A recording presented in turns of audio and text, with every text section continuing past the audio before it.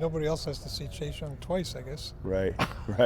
Yeah, I mean, you know, the NFL in and of itself is a daunting task. So the fact that you have to play, you know, a guy like that twice, I mean, that's going to happen at some point in time, especially if you're in if you're in a certain division.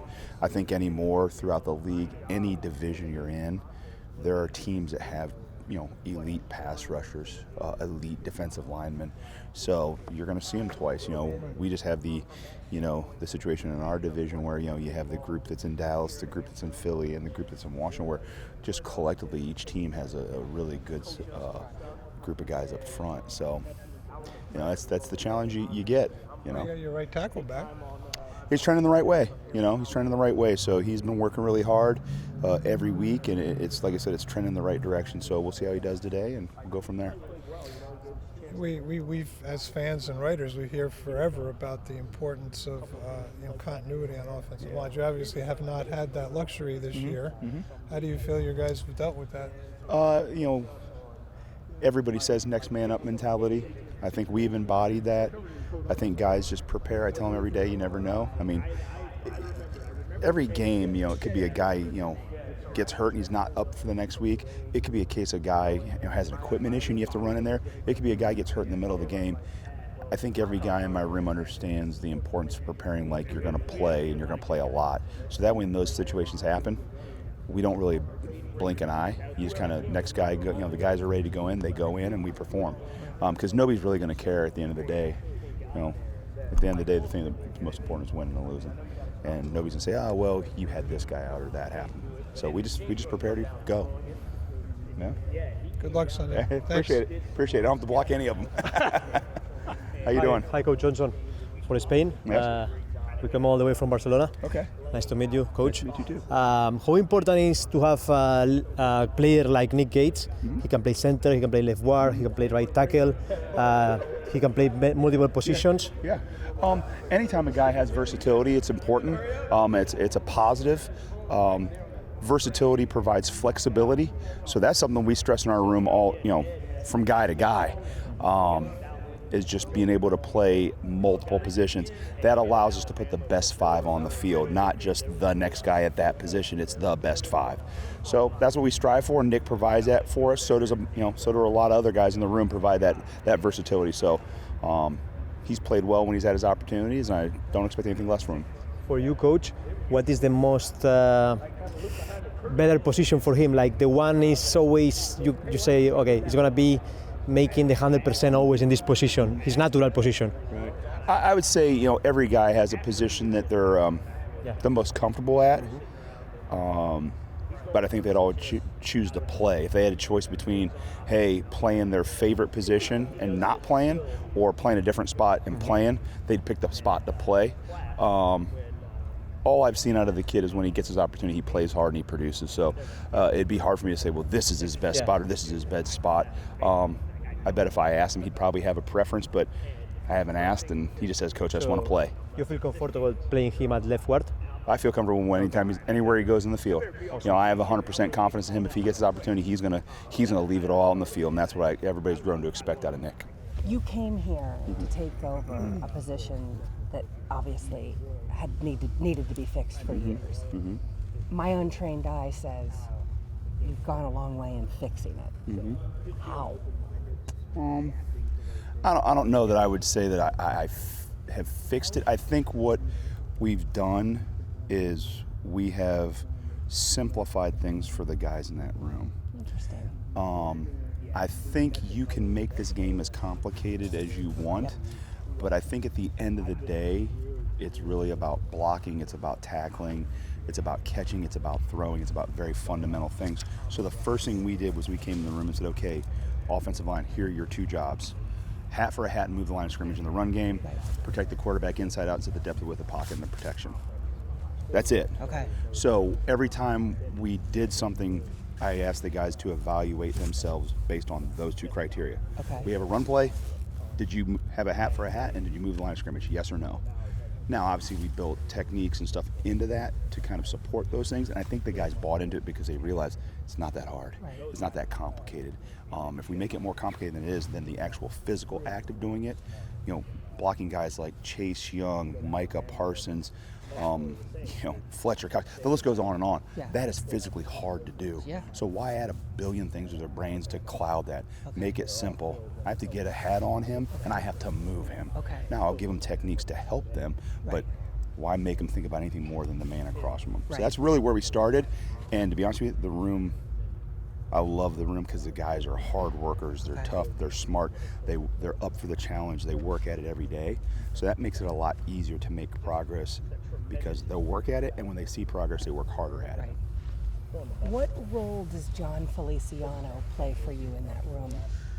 He really helped the learning curve for the guys in the room because he had been in the system. So something as simple as terminology, or maybe as something as simple as I'm explaining something, and he can tell these guys, all right, this is what he's looking for, or this is how we did it in the past, or hey, this is what this means. I mean, he was basically an interpreter from me to the guys, and I think that expedited some of the learning process and eliminated some of the curve for some of the other guys. And I'd been with Glowinski in Indy for a year as well, so he was also had an idea of some of the things we were trying to do. Right. So I really had two veteran guys who had played a lot of football that were familiar with the system that could help the younger guys, Evan Neal, new guys, Andrew Thomas, kind of cut that learning curve down a little bit. I wanted to get to each of those individually too. In terms of Andrew Thomas, more than half a season in now, like what's your takeaway with the building block he truly is for this team? I mean, Andrew's a very, very smart player. I mean, one of the smartest players I've been around. Like, you put something on there, he gets it, he can conceptualize it, he can problem solve. The other thing, though, is he can see issues coming in the horizon, like, okay, well, what if this happens? So he's a very, very smart football player. He's obviously very talented, but the thing I like about it is he's a professional. He adds all those things together and he works at it, and he really tries to hone his craft every day. So I think he's starting to get results on the field, so thus he's wanting to continue to work at it. He's hungry for more, and that's great to see. I think the guy is starting to love football. Not that I don't know that he didn't before, but I see him outwardly really enjoying the process.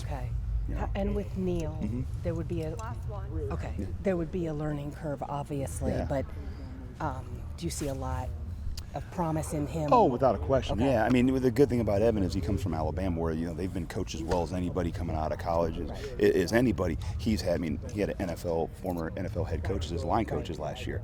So Doug Marone's an excellent coach. So this guy had that kind of coaching coming out. So there's a learning curve just from this. He's not playing a lower or inferior competition. He's playing good competition every week. So you see a little bit of that challenge of, hey, I got to play at my top game every week. But once again, smart, tough, works hard, got a lot of physical tools. So you see him growing every rep he takes. How's Darius doing? I think he's fine. He's here in the facility today, and I've had a couple guys get sick, so they've been able to get through it in a couple of days. So. If he isn't himself, whether he can go or whether he's like Andrew Thomas was last week fighting through it, I mean, what kind of adjustments need to be made? Because he's been the only one who's made some big plays for you guys. Yeah, I mean, it would be the next man up would have to step up and fill in those shoes, but anticipating that Darius will be fine Sunday. Mike, what was your do you have any role will you have a role today in Odell Beckham's visit at all? I get a chance to meet with him while he's here, and beyond that, we're just really focused on trying to get ready for the Washington Commanders coming in here on Sunday. That's really our main focus. Have you ever met him before? Have you? You know what? I haven't. Been on the other sideline a few times, and been on the other side of the rivalry down there in the SEC, but I've never met him. No. What does he look like to you from the opposite sideline? Pretty spectacular. Yeah. What is transcendent or spectacular about what he does versus other receivers that you've coached and seen? Well, I certainly don't want to get into the comparison game, but we all know that Odell has got a unique skill set, and his ability to and body control to be able to make plays, contested plays. The natural hands that he's got, and certainly the juice to go the distance, whether it, catch a deep ball or catch a short one and make a long run. So just been a very productive player wherever he's been. How big of a loss? I don't think we've talked to you since you lost Wan'Dale. How big a loss is that for your room? Because it seemed like he was coming on, and then what kind of setback is that for him? Well, I think anytime you lose anybody, certainly you feel bad for that player for sure. And I think Wan'Dale was really on the come. He's starting to figure it out after he missed some early time. Was able to get back out there and on the practice field, and then had played in several games in a row, and starting to get the feel for what it's like to be an NFL receiver. And we're getting the productivity out of him that we thought we would. So disappointed for him. I know he'll bounce back and be better than ever when he's ready to go next year. Remember that game in which he got hurt? I assume. What did you see from? He was so productive. What did you see from him that day that kind of? Did that kind of validate confirm what you thought about him? I mean, you always hope, right, when you make a pick, you have a vision for what a player can be, and everybody develops at their own pace. And I had a little temporary setback with the knee injury early in the season, but I think just for him, it was getting comfortable, not only just in a new offense, but what his role would be, finding the ways to use him so that he can be really productive. And he just looked like he did on the tape that we watched, and get the ball in his hands. He can make guys miss. He's really got a strong lower, can break tackles, instinctive route runner. So all the qualities that got us excited at draft time started to show up. Was he somebody that what if you could take me back actually to pre-draft, like did you go to his pro day? Because if I remember correctly, all the draft Nick experts had him much lower than you guys picked him, and it was kind of a surprise when you picked him that high. Was he somebody you, for lack of a better word, fell for in the draft process? Well, I think, in our process here, it was very collaborative, and I had a number of people in the building seeing a player the same way and having the same vision for a player and how he fits in the role he would play in your offense, and we could see where Wan'Dale would fulfill those things. And he's very smart, he's tough, loves ball, and is a playmaker with the ball in his hand. So he didn't do anything to disappoint us from the moment he got here. Like outside of what a good player gives you on the field, does bringing in a star to a receiver room or to a position room change the dynamic, lift people? I wouldn't even begin to speculate about that right now. I think, the season's full of ups and downs and ebbs and flows, and you have to be able to adapt to whatever presents itself in front of you each and every week. And if you want to have a championship or a playoff type of season, successful season, and the good teams can do that, whether it's a particular room or one side of the ball or the other, or the entire team. You got to be able to be resilient and find ways to win every week, and that's all we're trying to do.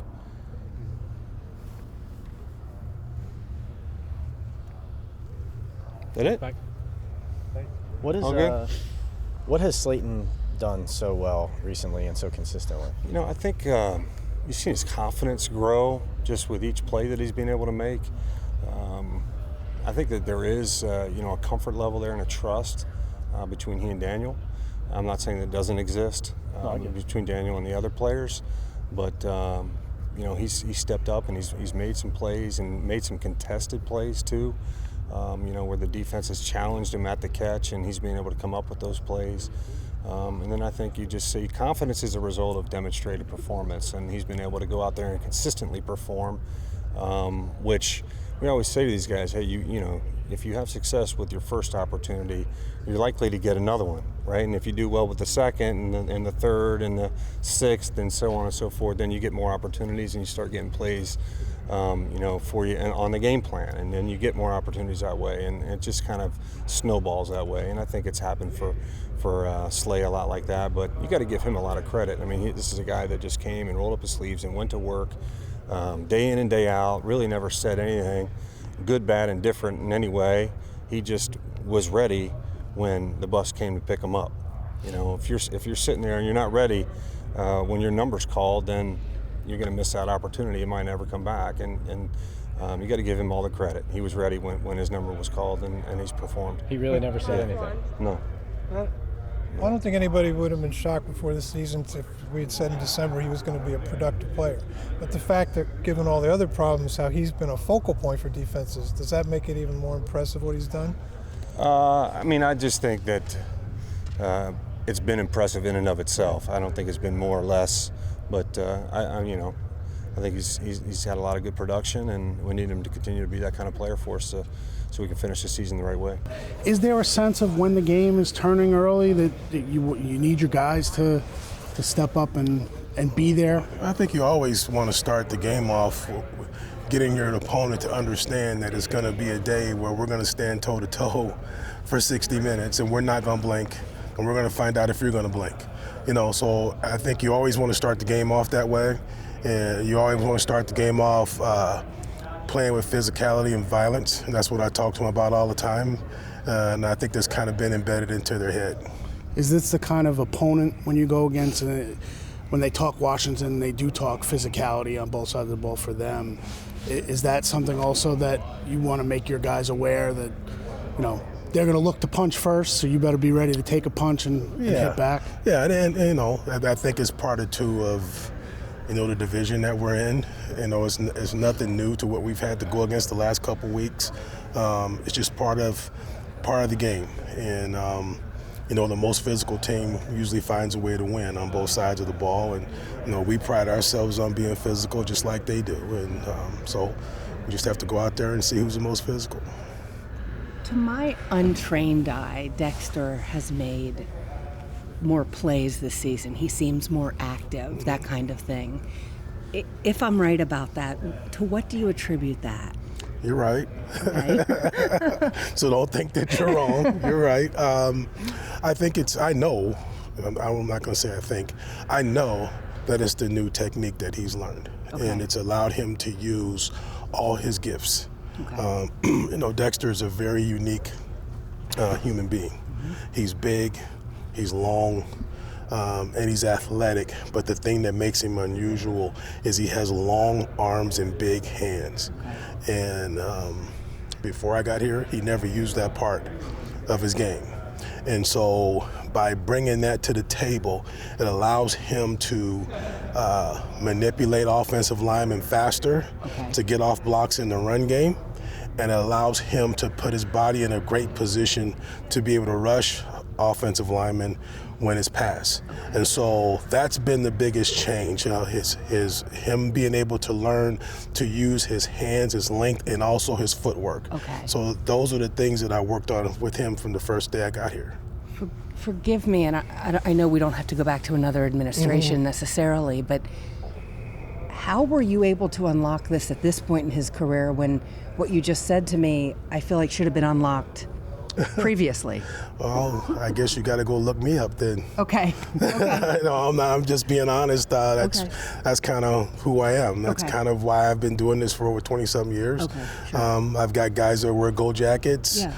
I've coached a whole bunch of Pro Bowlers and guys people never heard of before to become great players.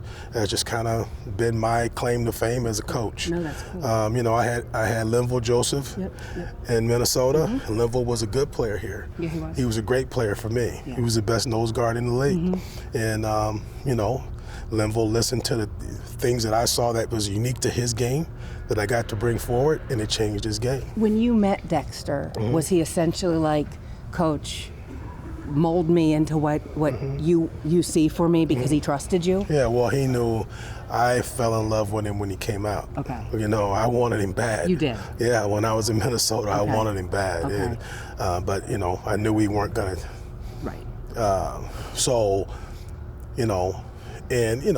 I think the good thing about this league is, word travels from player to player about different coaches, and word travels. So because of, different players talking to Dex and Leo, they already had an understanding of who I am as a coach, and if they would be willing to let me coach them and submit to coaching, that I could take their game to another level.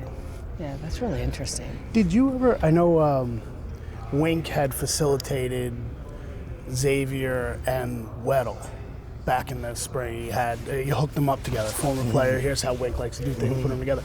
Did you facilitate any of that? You mentioned you had former guys who coached under you, or was it them kind of reaching out to other guys? They do it on their own, and sometimes a player will just reach out.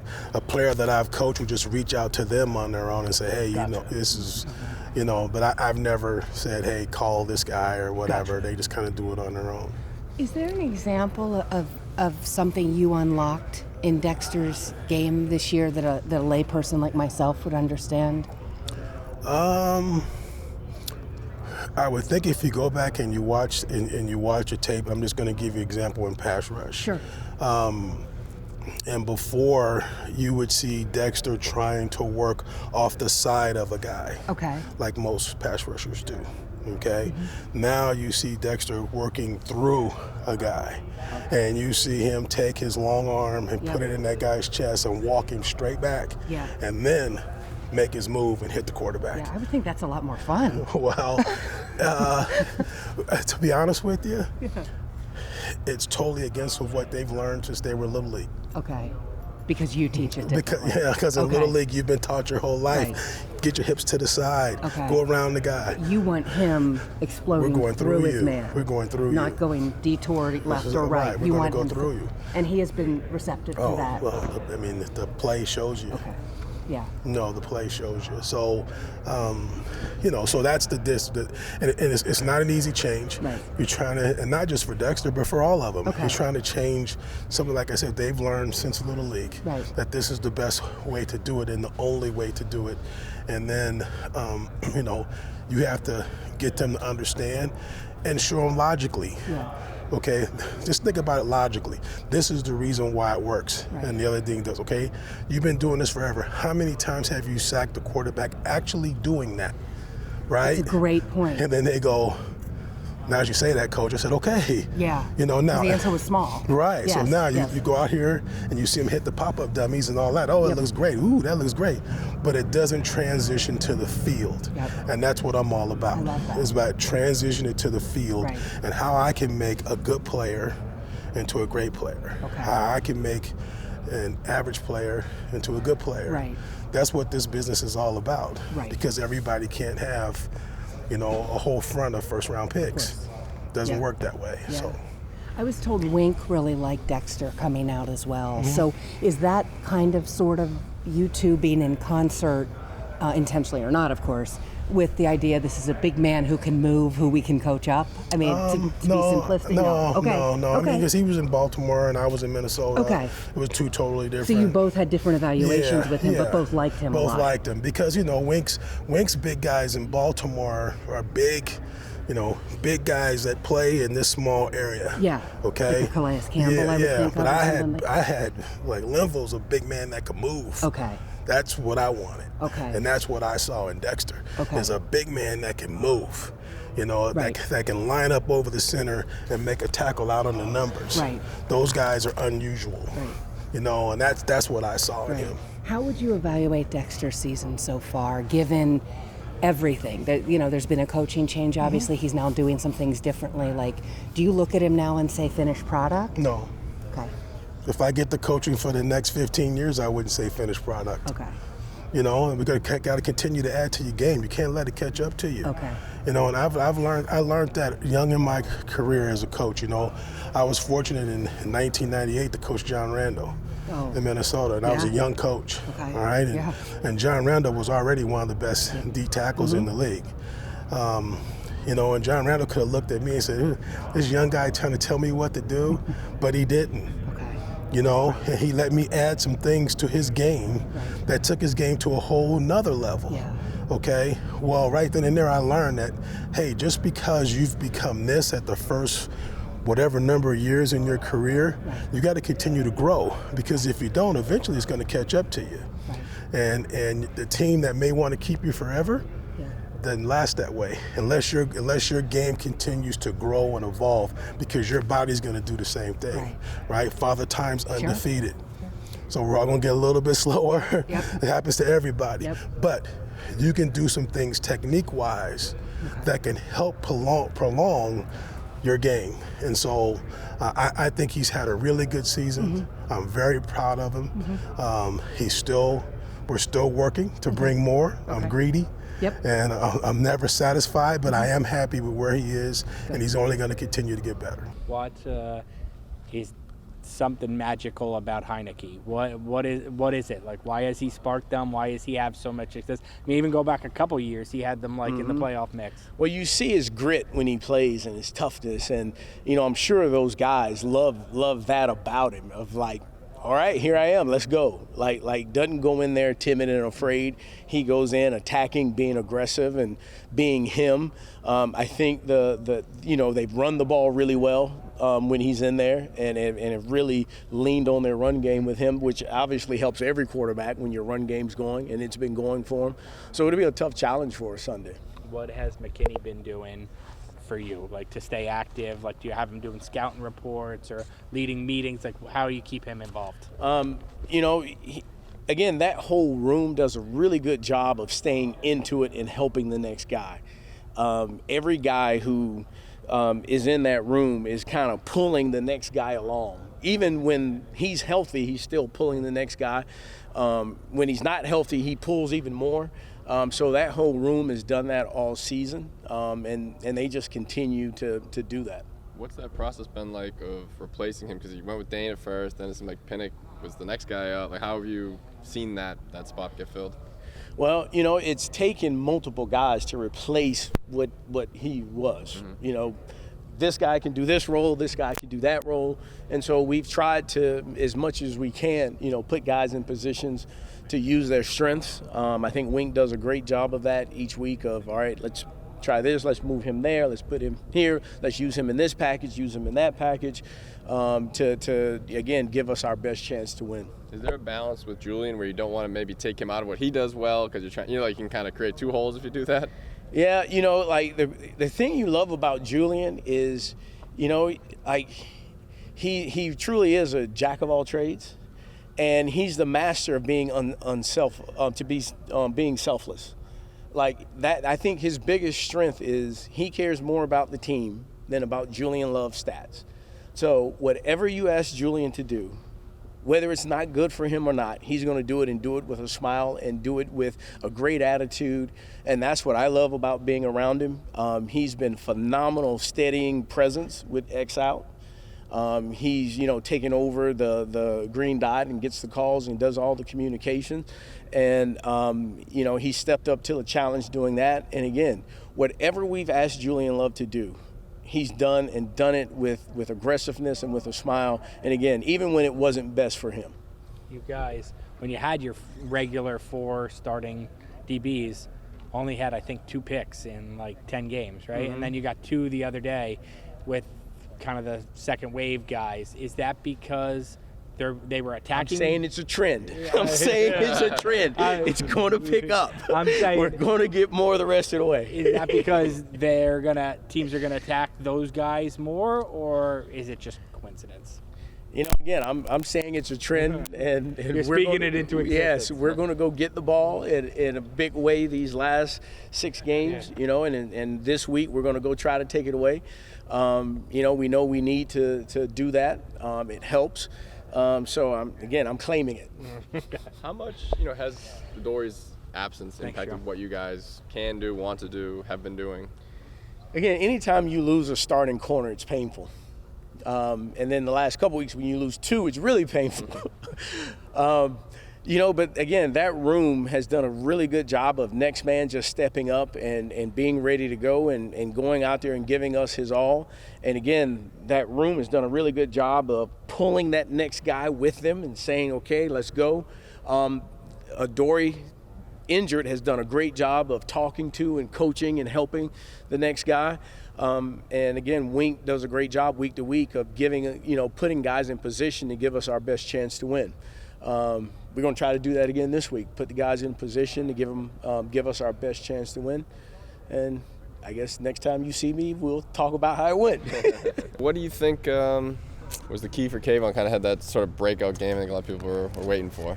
Yeah, I think he really put it together, his technique and how he was attacking his rush. He had a great plan throughout the week of what he wanted to do, and he just kept focused, kept locked in, and he executed it. And that's great to see. That's part of the growth, is taking the plan and executing that plan. And you really saw it pay off, and a lot of great rushes. Where is he at in his development as far as counters? I think we know he has the get off and that. Like, where is he at that part of it? Yeah, and part of that's what the tackle's giving him, and he does a good job of seeing that tackle and truly rushing that tackle and not looking past him at the quarterback or anywhere else. So he's locked into his keys, and he understands, hey, if I can take that outside, I'm going to take it. And as soon as they start taking that away, that's when he's got those counter moves off that. But it really is based on how the tackle sets and what the tackle gives him, and he knows each week what tackle's tendencies might be in those situations. Is the rip move what's contributing to a lot of those times where it looks like he's kind of getting hog-tied, but it's not getting called? Is that what's going on there? Yeah, I think that's just as he continues to progress as a rusher and continues to, add violence and add more moves. I think that becomes a problem, and he's doing a great job of that. He's really bought into the details, and I think whether it's a rip move, whether it's a double swipe, whatever move he's working in those situations, he understands what they're trying to do with their hands, and hey, sometimes they're not going to call it. In the outside backer room, we have a saying: "There's no such thing as holding in our room," and we really believe that, and we got to get home no matter what. So you never argue that you saw a holding call? I'm going to go no comment. Wink said the other day that asked about Aziz and how much he missed him. His answer was a lot. How much have you guys missed him, and how much do you think he can bring here in the last 6 games? Right, yeah, we for sure know he's a high-impact player, and, we're taking it day by day, see if he's ready to roll. But with us, whenever he is back, the thing that he brings is just a really dynamic rusher, and he's really violent with his hands. He's explosive off the ball, and that adds a ton of value. As you saw in the Chicago game with the sack fumble, he can change the game at any point. Any play could be a game-changing play for him.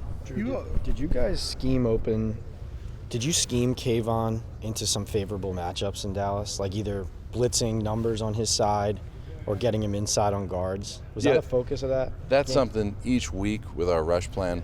Wink is really, and you guys know it and you've seen it over time with him, he's going to figure out the best ways to affect the quarterback. And one thing he felt like that game was putting Kayvon in the alignments that he was at, with the rushes that he had, with the looks we gave opposite that. Those were things that really set him up for good opportunities, but credit to him, that was his best game fundamentally rushing the passer. So not all of it's going to be set up for you. You got to earn a lot of those one-on-one wins, and that's what he did at a really high level. So it was a great combination of Wink putting him in those positions and then him executing and really winning a lot of those one-on-ones. Coach, what do you think is that much important that Aziz is coming back? You think Kayvon is going to explode with this partner in the other side? Yeah, I think the combination of anytime you add a good player at any position, whether it's production, rushing the passer, whether it's, run defense, whether it's coverage, anytime you add a good player that can win his one-on-one matchup, it's going to help the other 10 guys win theirs and highlight and make teams pay when we win those one-on-ones. So it's another great player, and we'll see when we can get him back, but we understand he can be a high-impact player. Kayvon, not just Kayvon, but a lot of guys have had pressures without getting to finish. Do you ever have to talk to those guys, about, hey, don't be frustrated by that, they will come, and how do you look at that as a coach in terms of, we got the pressures but not the sack? Right, that's part of really being a relentless rusher, and whether it's, like somebody brought up penalties, right? Whether it's you think it should have been a penalty, whether you think you would have had the sack if it wasn't for this or that, it really doesn't matter. It's all about the next play. That mindset of what am I going to do on my next rush? I got to beat the man in front of me on my next rush. That's really what it's about. Like the stats, there's a lot of things that go into some stats that really people look to first. We're looking at who's winning their one-on-one matchups, whether it's run, pass, anything, right? We want to know who's winning those one-on-ones, and that's what I think the guys value is what can they bring the next play to win that one-on-one, where it's not, hey, nobody's getting caught up in, well, it was this type of affecting the quarterback instead of this one. If we just keep coming and keep affecting that quarterback, we know those stats will come in bunches for us. Do you guys feel like you've won your fair share of one-on-ones this year? Yeah, there's been a high amount of one-on-one wins across the front. Obviously, it's like anything else. Like if you look at a batter in baseball, if he's batting 350, he wants to get that up to 360, right? So anybody, I think, is going to strive for more wins in those areas. But there's been a good amount of one-on-one wins, and I think that continues to grow as our players continue to improve, and that's part of the development as a coach that's so rewarding, as you're seeing those details getting at higher and higher level with our players, and hopefully those numbers continue to grow. And you've worked with Wink in Baltimore, For obviously. Sure. Yeah. Is pressure percentage more important to him and to you than than number of sacks? Yeah, I mean, the only, and this is going to sound like a cliche, right? But the only number Wink cares about is playing winning defense. So, like, any of those stats, any of those things that show up, really don't move the needle with him. Like, we're trying to play winning defense, and really it's, when you look at what wins games and what directly correlates to winning defense, a lot more of that is going to come down to, okay, how quick are we forcing the quarterback to get rid of the ball? How low is the quarterback's completion percentage? What's their conversion rate on third down? So those things are affected by a lot. But obviously, if we can get to that quarterback and pressure him, that helps all those numbers. And those numbers directly correlate to wins and directly correlate to winning defense, maybe more than a sack would. And obviously, we'll take as many sacks as we can get because we know the high impact plays that can make. But we also understand there's other things that we can do to play winning defense and affect the quarterback there. Did you have any conversation with Kayvon about, and maybe the Dallas game plan was connected to this, like about, for us to be at our best, we need you to take it up another level? And not that the effort's there, the energy's there, but was there any talk of, all right, now's the time, number 5 pick, let's go? See, I think it's just a continued each week following that growth mindset and saying, hey, these are details that you can get better at. You can launch off that ball at a more explosive rate. You can at the top of your rush, maybe it's your footwork or your hand placement, things like that, where it's not, we don't get into really the dramatics of any other outside narrative. We understand it's these little details you can get better at, and as he develops as a player, those things are going to come, and when they do come, you reap the rewards and you reap the successes of those. I wanted to ask you, looking at Bellinger, and obviously Dave said he's optimistic, hopeful about Sunday, but bigger picture. I mean, from where he was playing at that moment, when he gets hurt, how much at the position do you lose, knowing that? Yes, it's next man up. We know what every guy can bring to the table, but what he was doing for your offense, how much can you potentially gain back with him coming into the fold again? I think each week is different. Each week you have a group of players and you build a plan that you try to help them be successful. And part of that's based on the team you're playing. They have different strengths, they have different weaknesses. He certainly has some productivity that we were encouraged by. I mean, it was coming along in great strides, and how he's done this week gives us every indication that's going to continue. He's smart, he's dependable, he's shown some great toughness, and he's what we want. And it's exciting if he's able to play. When he took the field the other day, he even admitted the idea of, all right, it's time to let loose, but I got to see how it feels. Yeah. What was your viewpoint from that, your perspective? Were you looking for a certain thing to see how he reacted, or? I really wasn't. I knew he really had to get adjusted to the visor. Right. That was really probably the adjustment to the visor. Is it too dark? Is it not dark enough? All those things. But he had been running around. I've been giving him grief that he's been gone for 7 weeks and he's been gone for 4. He's done a great job. I'm just having fun with him, but he's been running around. His fitness level's great, and actually his aptitude is even higher than it was 4 weeks ago. He knows what we're doing at a better level. It's almost like the guy got 4 bye weeks of mental growth. Now we would have loved to have him physically, but he took no mental vacation, which was wonderful. So he wasn't rusty, he was sharp, and he is sharp. He continues to be. Since he's been out, you guys have been in more 11, less 12. Is his two-way ability let you guys run 2 tight ends out there a little bit more because he's such a good blocker and he can also help in the passing game? Really similar to his question, it's a matter of on a weekly basis, what gives you the best chance to succeed. You've seen us in New York, you've seen us in 11. You're going to see us in what we believe will beat the Washington Commanders. You know what I mean? And so he gives us some flexibility, which is wonderful. And there's some trust that his teammates have in him. So that the more he's able to contribute, it's a good thing for all of us.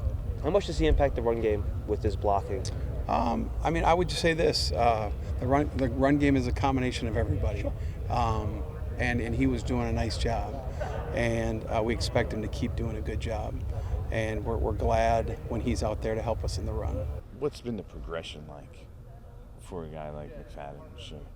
Yeah, I mean, I think early on, he's just, he's figuring his way through the NFL, getting his routine, right? Understanding, the different things teams do schematically at this level that might be a little bit different from college. You know what I mean? Understanding the techniques, the things that the speed of the game, all of that stuff that comes around. And now I think he's getting to the point where he has his routine. He knows what to expect from week in, week out. And now it's just, hey, how can I do the best of executing my plan? And I think he's done a good job of just continually just getting better week in and week out, and it's starting to show on the field. Are you still at the point of trying to, okay, we don't want to overload him? Like you said, there's a lot to learn and kind of digest there for a guy like that. I think at this point he's had enough game reps that he knows our scheme. He understands the plan where, we feel comfortable about, what he can handle, and I think he's done a good job of just taking whatever we throw at him and being able to execute on the field.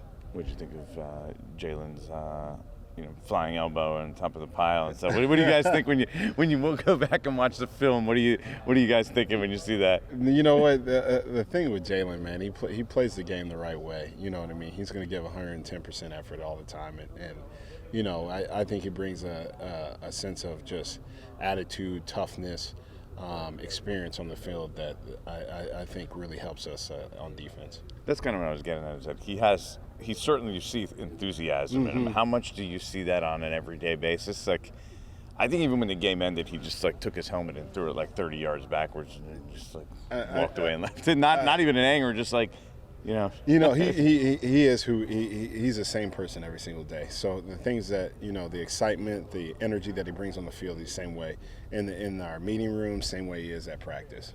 How much of a big an addition was that to the room? Because guys have different personalities. I don't think that's Tay's personality. Micah's a rookie.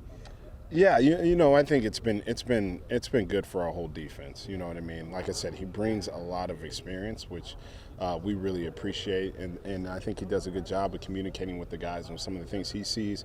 Because it's one thing for us to coach, but we're not out there on the field, right? Right. And and he has a really, really good insight, not only on what we're trying to do defensively, but also some of the things that he's come across in his experience that can really help the other guys. Is there any times where you have to ask him to turn it down now? Right? I mean, like, I know you want him to be himself, but at the same time, you got to be disciplined in some way. You don't want to be, too energetic on the field. It's I don't want to change who he is. You know what I mean? I think he does a good job of understanding that, what we're trying to get accomplished. That it's the team first, and it's all about that. But Jalen's going to be Jalen, right? And we encourage all of our guys to be themselves, as long as they put the team first.